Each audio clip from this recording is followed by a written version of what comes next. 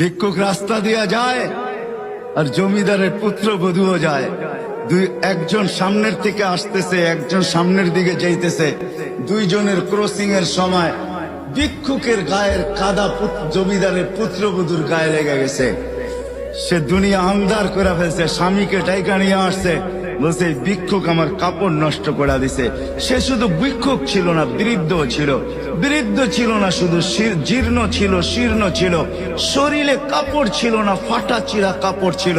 পায়ে জুতা ছিল না, পেটে ভাত ছিল না।